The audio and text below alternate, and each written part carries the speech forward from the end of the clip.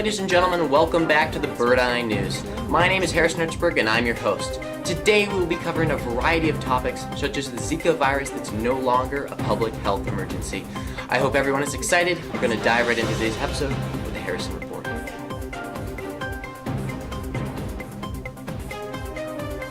Zika virus was a threat to much of the global population until just recently. What you heard on the news 6 months ago about Zika virus wasn't false, but things have definitely changed in that time. The World Health Organization has deemed Zika no longer a public health emergency of international concern. Back in February, the WHO has said that this could become a serious global threat due to the massive clusters of microcephaly, where Zika virus was present. Microcephaly is a rare condition in which a baby has an abnormally small head at birth.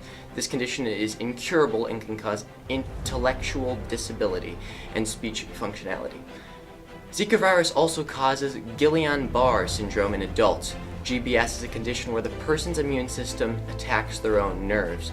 We will now ask FBCS students some questions about the virus. FBCS sophomore Derek Harlan. And FBCS sophomore Juliet Harrison. We'll ask some questions if you guys don't mind. Okay. How do you feel about the Zika virus, that it is finally under control?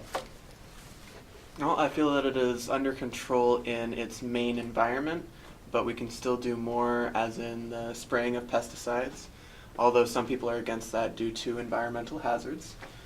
But I'm pretty confident in the efforts that have gone on so far in our local environments of America. And Julia? I concur.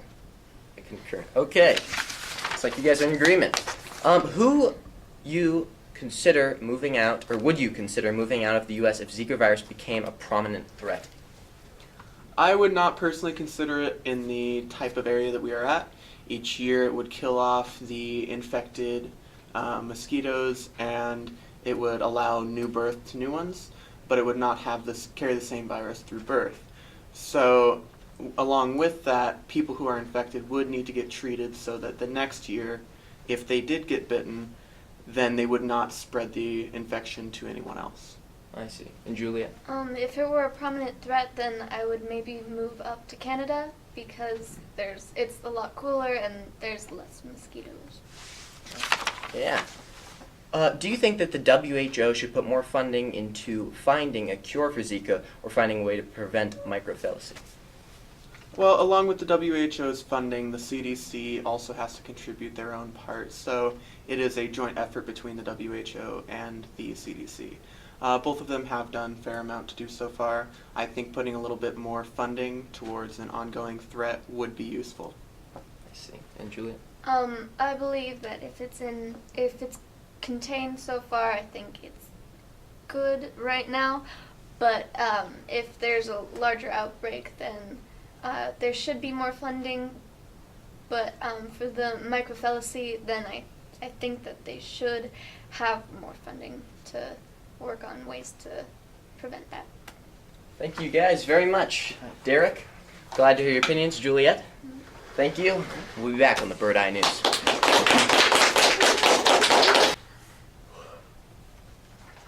We've now heard the stances of FBCS students and how they feel about the Zika virus that until just recently was a worldwide epidemic. I hope you enjoyed watching this segment of the Bird Eye News. Have a good day.